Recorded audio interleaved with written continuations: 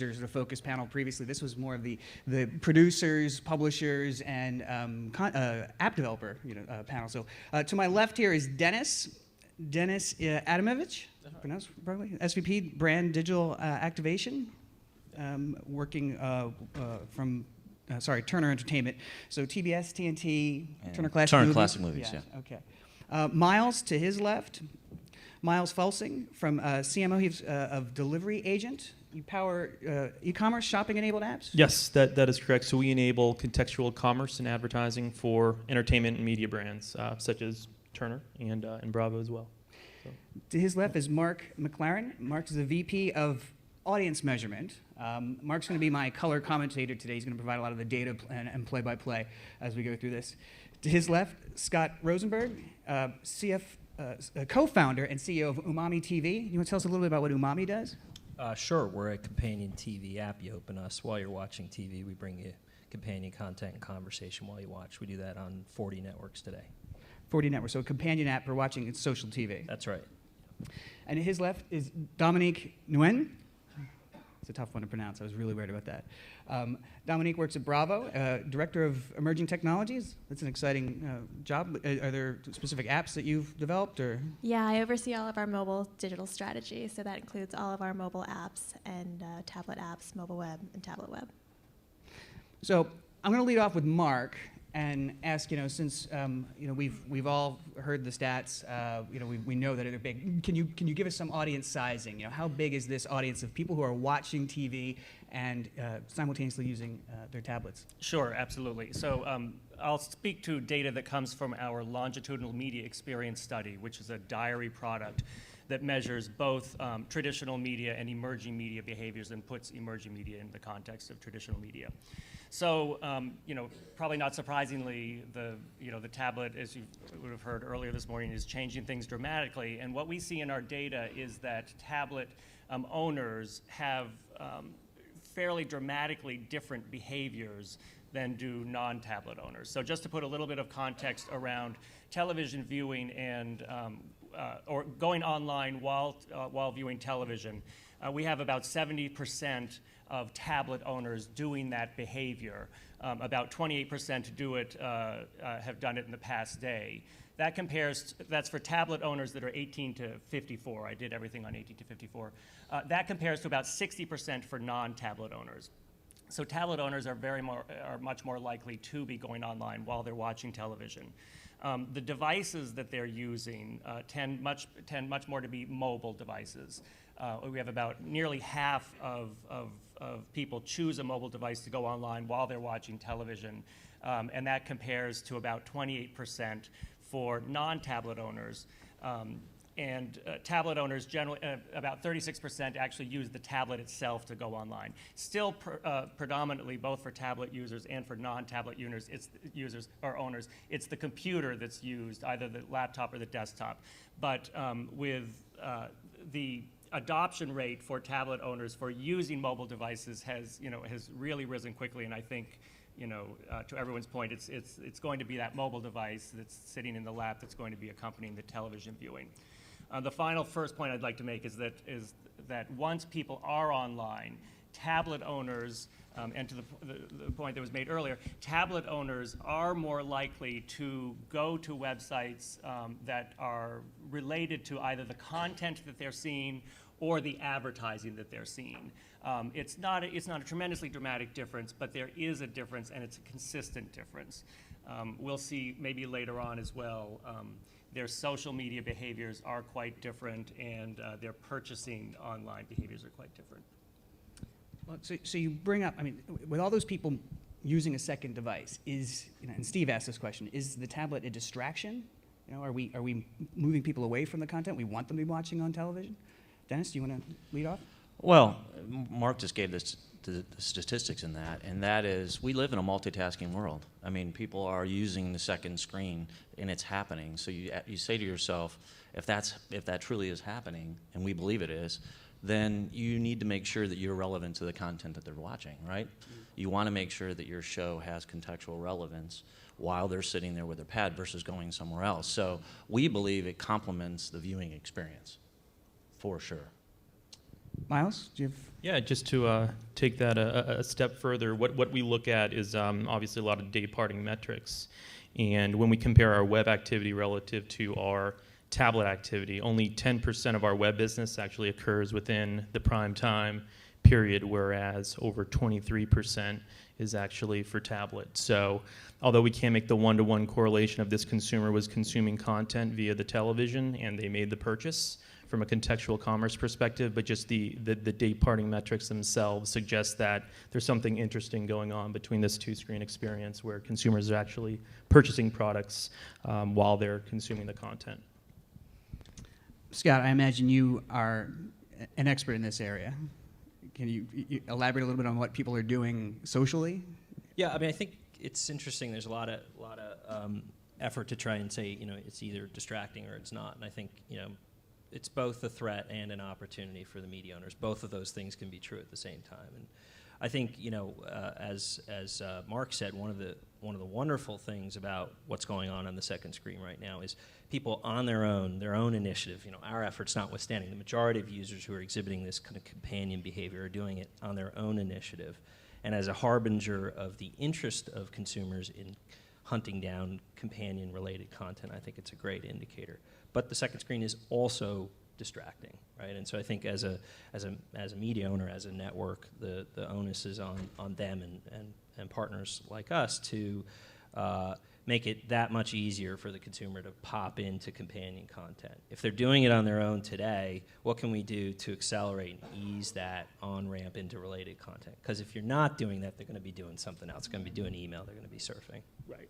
I mean, that's a good point. We do the top activities that are done while online while you're watching television center around communication. So email is always been consistently the top activity, but second to that is social networking. So it's whether it is an opportunity or a threat, it is happening, and the ability for the consumer to comment on the content that they're seeing or comment on the advertising they're seeing is tremendous. And it's social networking is crucial, and it's an activity that is going to become more ubiquitous. And what we've found, and that's very true, not all shows have the best ability to actually connect from a second screen experience. So we are truly gravitating towards the one that have the most social activity and allowing that experience to go down. So everything we do on that second screen has a social layer built underneath it, and then content that comes through to allow that enhanced experience to take place. Yeah. Yeah, at Bravo, we've really been focusing on providing a rich experience that is companion to what you're watching, so it's not competing with what you're watching. And so we create talk bubbles where we invite our talent and our producers to come in and comment on what's going on the screen, so that fans can get a richer experience and kind of unveil that fourth wall and really understand really what was going on behind the scenes, and giving them just more access to the content that's relevant to what they're watching. So are you building individual apps for specific TV shows, or do you have a one big, giant, sort of all-encompassing app for the network? When it comes to companion viewing, our focus is on one app. It's called Bravo Now. And what we find with Bravo is that fans of our shows are also fans of Bravo as a network. So we're able to capture fans from multiple shows and have them come in and really want to consume all Bravo content. And also, when it comes to offering an advertising solution, we want to be able to create a large audience that advertisers can come to. And so that's why we are able to take Bravo Now and have one app that covers all of our shows. Ours is a little different right now. We actually last year launched TV Everywhere, which allows consumers to get their content, full-length content, authenticated anywhere and everywhere on every device you want.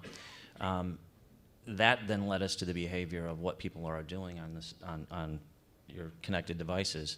And we started into the synced experience, which we have individual apps that we have created that will ultimately be linked back into that master network app.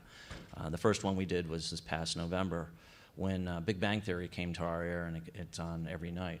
And it allowed us to actually, it's a large social audience that watches the show, and there was a lot of questions were always unanswered, and it gives the viewers another opportunity to actually watch the show and get content that they never have seen before, and we constantly keep that refreshed. And then we moved into more predictive episodic shows like Leverage, where people can actually do predictive polling on what's happening within the show. And then today, actually, and I encourage everybody to go download your app for Conan O'Brien, Team Coco, we are actually having the first late night synced experience app that has all the great Team Coco content you always had, but every night you now can have a synced experience going on while you're watching the show.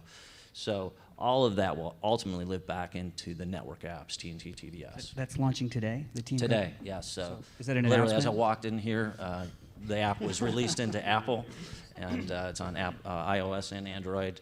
Again, it's such a social audience. It is so primed for that synced experience, and they're looking for that additional content that complements what they're seeing on the air. So it really works well for us. Continuing with the sort of the network discussion here, how are you working with or even against some of the apps like the Shazams, the Into Nows, the Get Glues? You know, are you partnering with them? Are you sort of I think with Bravo, we're still experimenting and just trying to understand, what a good experience is for our fans on all platforms. And we certainly want to be wherever our fans are, and we certainly want to create experiences that are engaging, that drive fans to watch when our programs are on air. We want them to be watching live. We're trying to stay away from creating experiences where it's driving fans to watch on the DVR experience. So that's why we're trying to create these richer experiences when you're watching along with your TV. So we did experiment last summer with Shazam, with the Platinum Hit Show, and so I think we're going to continue to experiment with a lot of these other platforms. And I don't think it's going to be an against play. I think it's certainly to see how we can capture our audiences wherever they're going to be. So how do you program content? And this is for anyone can answer this, but how do you program content for the second screen?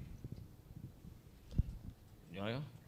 So we actually work closely with the producers, and they're helping us build that additional content that feeds to that audience. So any particular show, you're actually working directly with the production team to build that content. And then we have an editorial staff that sits behind that layer of social and makes sure that if we see something pop, that they're pulling those conversations forward. So that content is in conjunction with our production teams.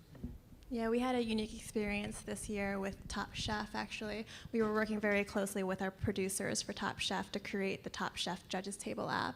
And so as we were in development, we had the opportunity to go into production while they were filming the Restaurant Wars episode and have the restaurant diners in the competing restaurants rate their plates with our app. So the Bravo Emerging team works very closely with our production team, and then again we have our editorial team, and then our talent, is really active in the social platforms. So we want to make sure that if they're engaging with fans, that they're also doing so on our platforms, and we're curating an interesting experience within our platforms. Yeah, one of the problems we're interested in solving is, there are certain brands like Bravo where, loyalty to a Housewives episode can command loyalty to the network. And then there are a lot of other networks for which that is more tenuous. And, we were interested in creating a place where consumers could get great companion content no matter what they're watching, whether or not the network's leaning forward and doing something, whether or not the programming really lends itself to that. I mean, part of the problem, as Dennis said, is some shows just don't have a heavy social component, but it doesn't mean there isn't great IMDb or Wikipedia or Facebook content out there that could be, or fan content that could be tapped into. And one of the ironies of these show-specific apps today is if you really nail it and you do exceedingly well, it doesn't necessarily convert into value for the rest of your lineup. So I don't think we're going to be in an either-or world of sort of a network or program-specific app or an Uber app of the sort that Umami's building, but we'll be in both. And I think the burden on folks like us is to try and make the platform move fast enough that it becomes and the audience move fast enough that it becomes a compelling place for programmers to put content in, and bring the kind of audience and usage and insights that the networks require. Is it mostly social activity that you're seeing? I mean,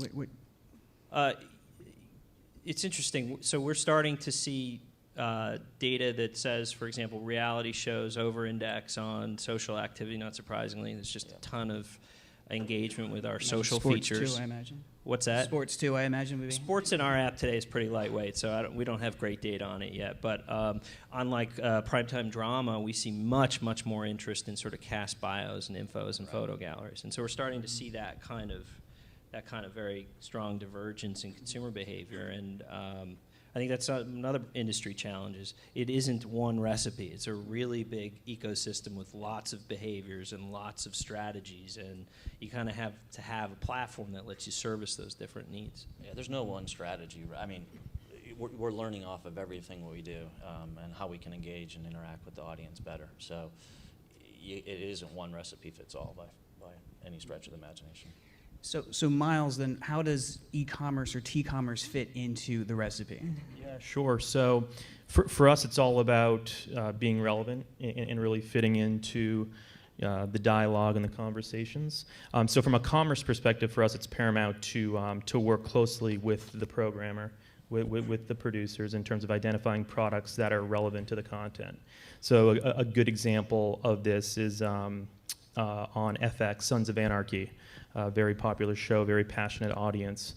Worked very closely with the folks at FX in terms of identifying products that are within the content itself. And Sons of Anarchy has a companion downloadable app. We integrated commerce into that experience where in leveraging ACR technology where the consumer's consuming the content via the television and we're serving up products relevant to that given scene that they're actually watching. So we're seeing phenomenal engagement metrics from that perspective. And we're getting ready to work together with Turner Classic Movies. So when you're actually watching a classic movie, there's contextual products that are going to be served to you on that second screen device. So there's a lot of opportunity in the commerce space that we're considering. Specific to the show, how about advertisers? Are advertisers able to capitalize on the T-commerce abilities there? Yeah, I mean, there's certainly a lot of opportunities. Right now the focus has been featuring, the product that's relevant to a given scene, but it does present, whether it's product placement or brands that are tied to the content itself, a lot of opportunities that we're experimenting with our partners such as FX, Turner, et cetera.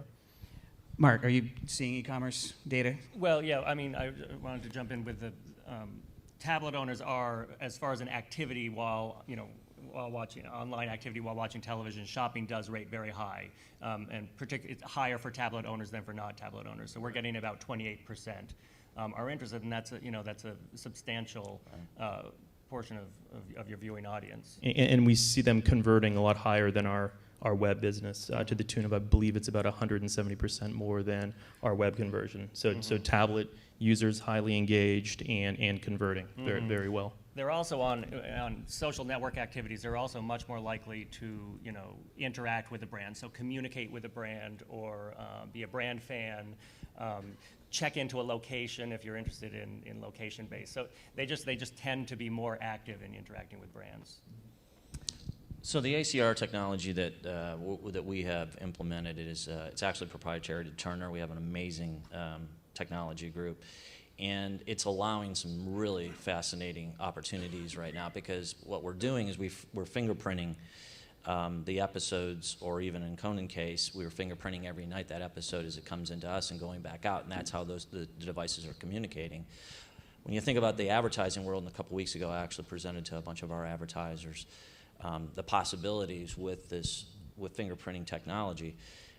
In that ad pod, you now can have, and the example that I use is Little Caesars commercial comes on, well, that now cues to your second device, and you can actually do a daily deal or a daily combo that you put your phone number in and it actually is sent to your phone, and you can take that with you.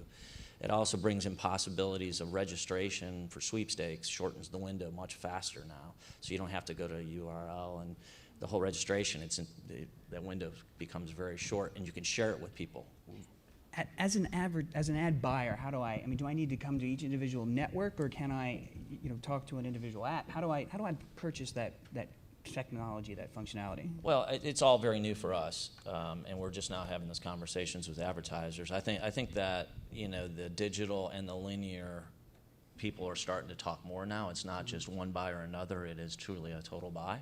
And we are organizing ourselves against that same strategy because it's how you're connecting with consumers on all these devices and with your content in different places.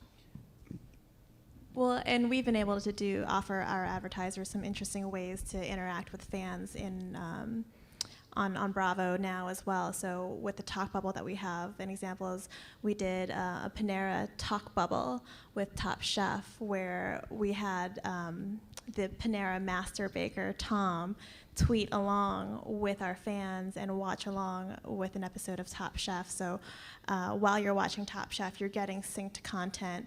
When the Panera ad comes on, we're able to give you more Panera content within the app, and then along with our chefs and our judges that are tweeting with the fans, Tom the baker from Panera was also tweeting along with our fans.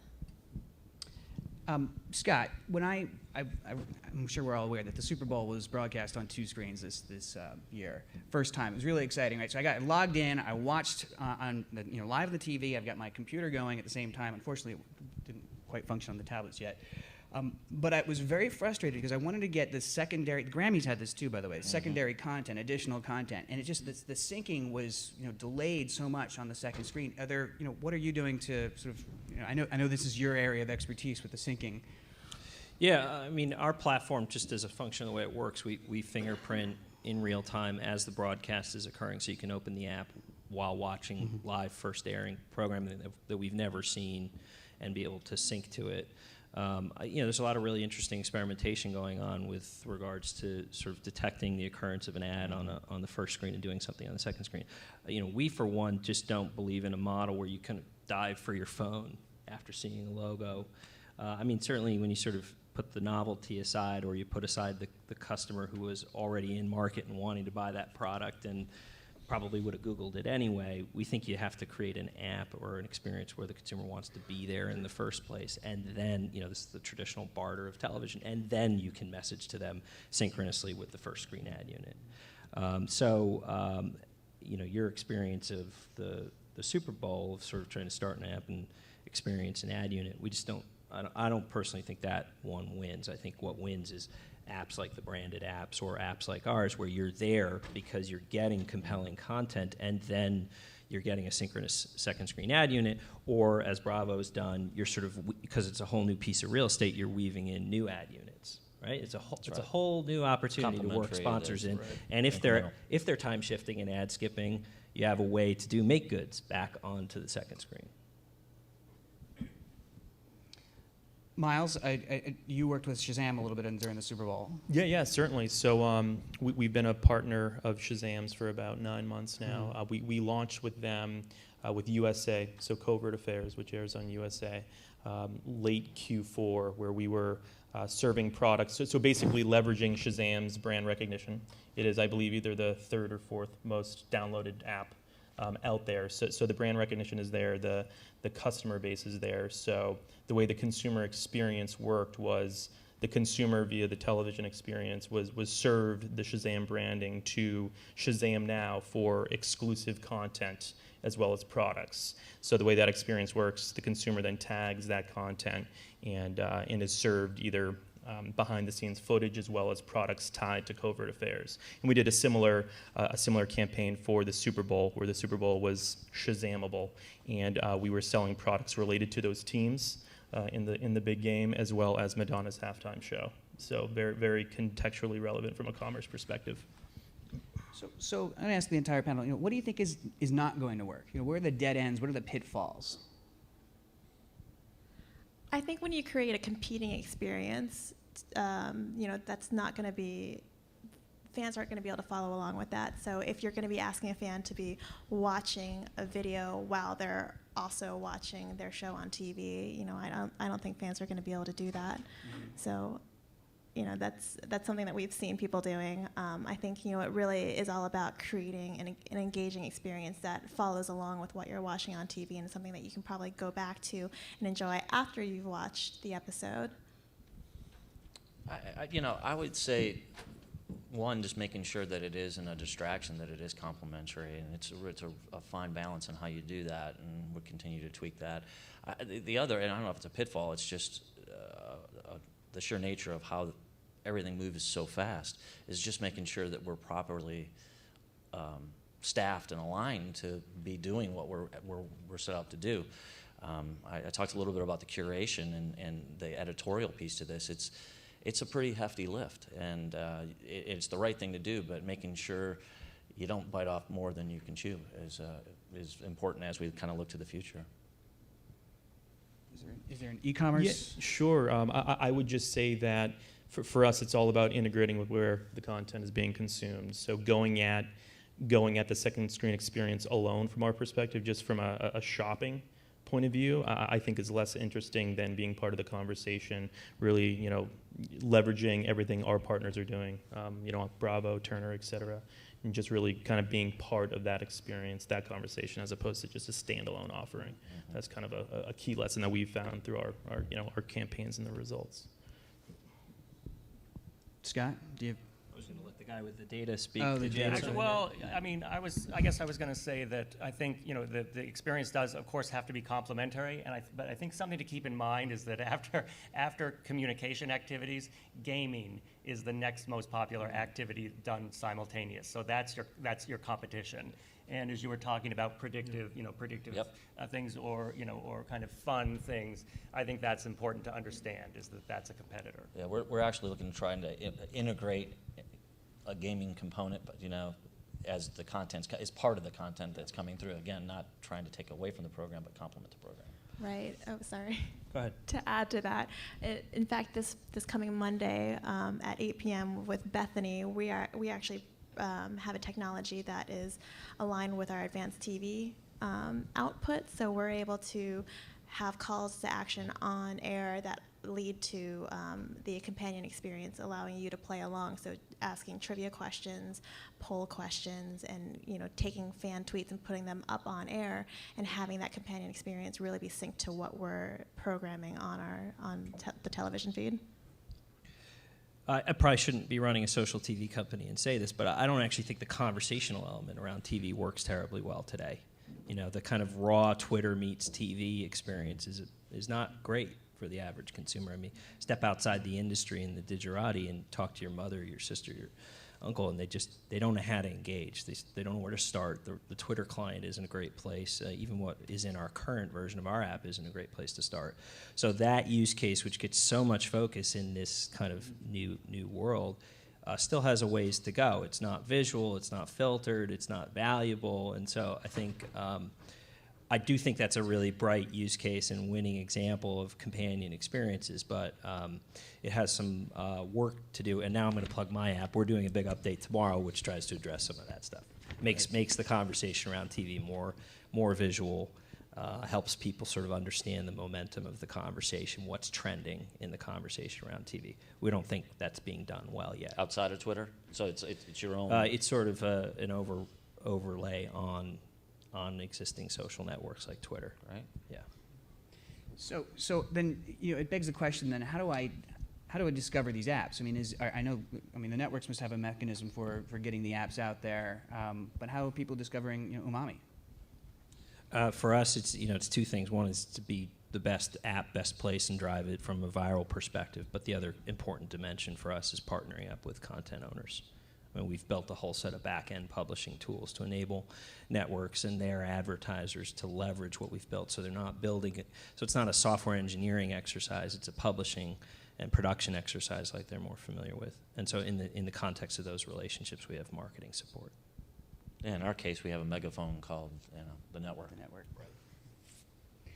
And our sites and a lot of other assets that we can use to circulate the content and put awareness out there. So what are the opportunities for advertisers? Is it branding? Is it couponing? Is it drive to store? Where do we go with this as an advertiser? I think it's engagement. I think it's an engagement that they've never seen before, right? So you have them on the screen, and now you're able to do the next level of engagement on the second screen and take them into a deeper dive on your brand.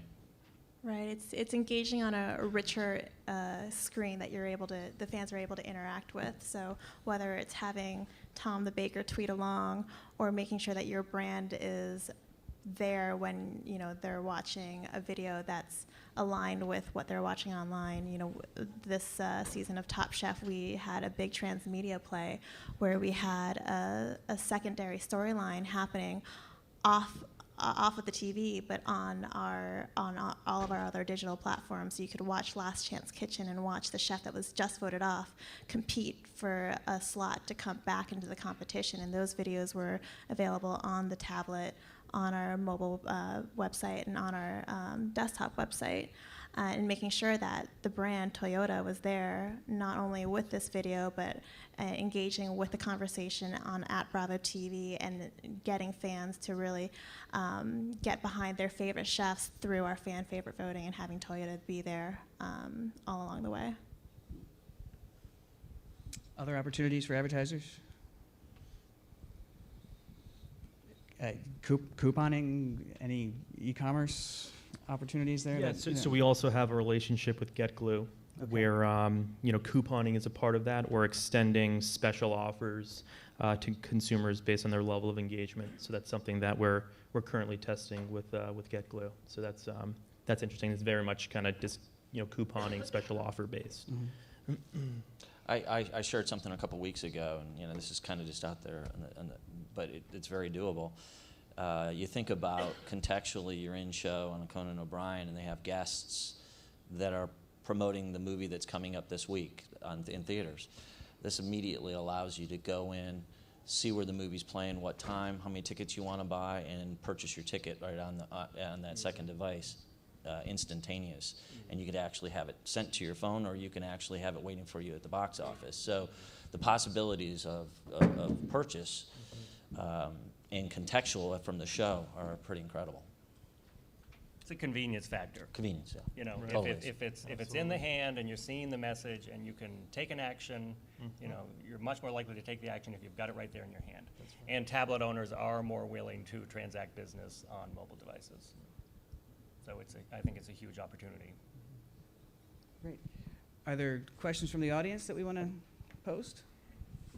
Hi, this is directed for both Dennis and Dominique. What are your measures of success? Hi, I'm Lynn Stevens, and I would love to know what are your measures of success when you go into these, because it was triggered by your point, Dennis, about that balance of effort and investment into the payoff. When you're planning these things, like, what are you thinking that, the day after or a week later? Is this something that was good for us as a corporation? Basically, what are your thoughts on that? I'll go first. Or you want to go? So I measure. I mean, it's all very new, right? So we're learning as we go. But the amount of time that people are spending in the device and with the experience, you now know that's the engagement at the end of the day. So you know that you're looking at your ratings and you're looking at engagement on the second screen, and you're watching how long that's going on. That's what we're watching the most right now. But there's a lot of other measurements that we're looking at with downloads, and there's a lot of that leads you into that. But at the end of the day, it's the amount of time that they're spending together in the device. Yeah, I would say the same thing, making sure that it's a sticky application that fans are spending a lot of time with. And then for us, it's the ability to bring sponsors in that want to be a part of these applications, and making sure that we're giving the sponsors an engaging opportunity to be part of these applications.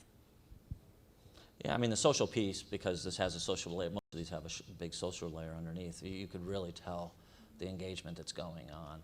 And you could tell when you're putting good content through and you're putting content through that's not engaging the way you need to. And that's why that editorial piece is really critical on how and what you bring forward, and you're allowing that conversation to happen organically, but at the same time you're trying to push it a little bit. Are there specific calls to action or triggers, as you say, that drive that engagement? Well, there's a couple of things. We use the air to tell people to get ready. So that call to action is pretty important, because that's when you start seeing the activity begin. And then when you're in show, reminding them, if they're not a part of it, to be a part of it. So using the air a circular basis with what's happening on those devices is critical. Certainly on air, the week leading up, we try to run as many promos as we can to let people know that it is happening. And then when you're in the show, making sure that people understand. But then also engaging our talent who is going to be tweeting along with the show to make sure that they're blasting out to their social networks that this is happening and that they should come and join on our platform to really get the full experience. Yeah, in the case of Conan, he just believes in this wholeheartedly, and it's just part of his DNA. So they're just writing it into the show. I mean, it is just going to be it's just going to, like it's been happening forever, because he believes in it that much, and he'll be telling you to go to that second screen while you're watching as well. I'd like to follow up on Scott's point about the sort of the inadequacy of the social TV experience right now, because that strikes me as interesting when I'm using a lot of the second screen apps. Simply that scroll of Twitter notes almost becomes invisible after a while. I too am not sure, do I want it to stay? It almost seems like a torrent, and I'm not sure how or when to engage it. So I'm curious what all of you are doing to play with that, to shape it, to make it something that's still active and engaging, but not overwhelming or almost alienating. It's something that we're working on for the next version of Bravo Now, actually, is trying to take that fire hose of social commentary and really point out the comments that are most interesting to our fans, whether it's because it's being made by a talent, because it's being retweeted the most, or if it's from another celebrity that is a fan of our content. We want to be smarter about that and make it more visual as well. It can't just be the same thing as what you would get if you just typed a search term into Twitter. Yeah, I mean, the great things about the conversational tools around TV today are they're democratic, right? And so it's a easy to tap content source for content owners. You have to produce it. It's celebrity fueled, right? And it's real time, so it drives viewers back to live viewing. What's not great about it is very little of it actually has any real content to it. Oh my God, can you believe that? There's no context around it, and so if you've pressed pause and gone to the bathroom, it's totally irrelevant. There's too much of it. It's not visual. I mean, TV is a visual medium, and it isn't time shiftable. So, I mean, I was on a panel earlier in the week that talked about the West Coast being less active in social TV than the East Coast. Well, that's a sort of self-fulfilling prophecy because you don't want to use Twitter on the West Coast. These guys, I think, operate a East Coast, West Coast feed to try and solve that problem. And to pretend that people aren't time shifting is just not practical. So those are some of the things that we're doing as a company. We're trying to make the things when you share a moment around what you're watching. We want to give you the ability to share visuals around that. So that's part of our update tomorrow. We want to give you the ability to filter that conversation, not just by your friends, but sort of try and assess like where's the real content here? Where's the essence? Where's the momentum of the conversation? And so that's another big focus for us. And then time shifting it, so that if a celebrity has chimed in at a really key moment, that can be preserved because it's valuable. It's valuable whether you're watching live or later. Yeah, that's curation. At the end of the day, it's how you curate and make it most relevant to the audience. And we're all learning. Each one of these are an iterative process that you're learning on the most engaging way to get across to them. For the first 3 that we did to what's going out today, it's worlds apart. How does for Dennis and Dominique, how does your synchronized app strategy affect the rest of your app strategy on tablets and smartphones? Once you have this app that may be dedicated to a synchronized experience, but you have other apps that are also playing off of a lot of your other shows. So I'm curious how this fits in within the larger app strategy of engaging people on mobile devices. Not all these apps, I think, Bravo Live doesn't necessarily have a lot of retrospective content. Some of the apps in the Turner line are really very dedicated to the synchronized experience, and then others that are really, or parts of the content that are really contoured towards later experiences, just engaging the show whenever. Well, we're trying to, as I stated earlier, the goal is to try to make it in a network-wide app that you then connect into the show that you want, the way you want it, and at some point all of that's going to be pulled together. But right now it's individual based on the passion for that show. Yeah, with Bravo Now, it's obvious that we're focusing on trying to give you the most relevant information now that's relevant to what you're watching on your second screen. So when it comes to other apps, it's trying to take the strong fan feeling and really allowing fans to engage in a deeper way outside of when they're watching the program. So with Judges Table, it's taking that passion for food and in dining out and sharing what you're eating and being able to speak to your food like the judges do on our programs, and kind of offering the other apps as a more fun and gamified way of playing with our brand. There's a question right there. Hi, Tony Jarvis, Olympic Media Consultancy.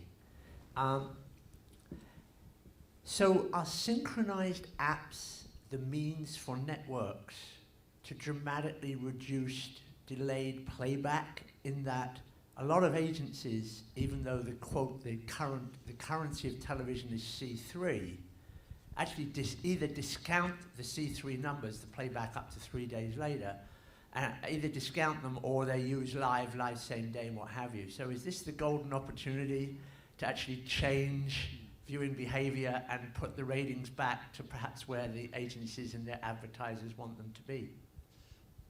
It clearly is an engagement with the live experience, and trying to get those people to watch that viewing when it's going on. But it does allow you to kind of go back with it a little bit on the 3-day window. So I know that's kind of a wishy-washy answer, but the reality is this is geared towards making you go to that live telecast to see it go, that interaction happening and the conversation to happen while it's going down. Right, I think it offers us an experience, an opportunity to create a richer experience if you're watching live. But we recognize that our fans are going to be watching these shows time shifted. So how can we still create a lighter version of that so that you're still experiencing something interesting and engaging when you're watching, but it drives you to crave the richer experience, and that'll hopefully drive you to watch the live experience. I think we have time for one more question. Any pushback from media buyers yet and advertisers? Do they have key questions when you give them the pitch that you gave? That the was other going to be my day? final question, are there key Steve. questions? I'll tell you, 2 weeks ago when we just, and we're just trying to bring advertisers into this journey with us, it was really the question of how quickly can we get there with you? Mm-hmm. And can we start building, how fast can we get in this roadmap with you? There's a lot of, depending on the brands that we were talking with and we will continue to talk with, they have their own way of trying to get that engagement on the second screen, so they start asking the technical questions of back-end couponing or back-end fulfillment of tickets, or so it gets to more of the technical back-end. You and I were talking before the panel about, is this coming up front the season? Is this where sort of all the tablet opportunities get put on the table? Yeah, our ad sales group is definitely going to have this as a component of what the packages that we go out with. It's exciting. I mean, we've been engaging with our advertisers ever since we introduced live voting 6 years ago. So we've been able to be really successful in capturing first mover advertisers who are interested in being part of the innovative crowd. But again, we're all learning together. So I think as advertisers are getting more versed in what's happening on second screen viewing, they're going to start to be more savvy and start to ask for more.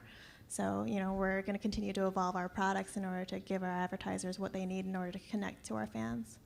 Great. Well, I want to thank the panelists. I had a great time. I learned a lot, actually, preparing for this. So, round of applause. Thank you. Thank you. Thank you, Brian.